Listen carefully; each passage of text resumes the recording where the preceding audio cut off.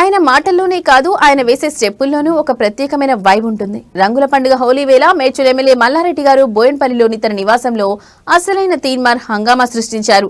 కార్యకర్తలతో కలిసి ఆయన వేసిన స్టెప్పులు ఇప్పుడు సోషల్ మీడియాను షేక్ చేస్తున్నాయి.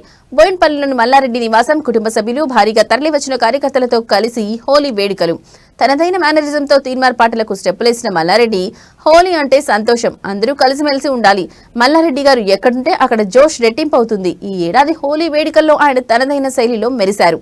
బోయిన్పల్లిలోని తన నివాసానికి వచ్చిన కార్యకర్తలకు స్వయంగా రంగులు పూసి పండుగ శుభాకాంక్షలు తెలిపారు. ఇక డప్పు చప్పులు మొదలవగానే మల్లారెడ్డి గారు అస్సలు ఆగలేదు.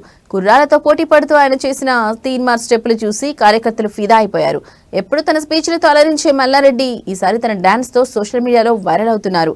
కష్టపడాలి, ఎంజాయ్ చేయాలి అనే తన ఫిలాసఫీని హోలీ వేడుకల్లోనూ మరోసారి నిరూపించారు. అందరూ సోదరభావంతో కలిసిమెలిసి ఉండాలంటూ ఈ సందర్భంగా ఆయన పిలుపునిచ్చారు.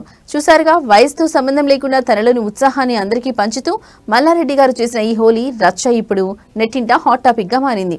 ఆ డాన్స్ వీడియోను మీరు కూడా చూసి ఎంజాయ్ చేయండి.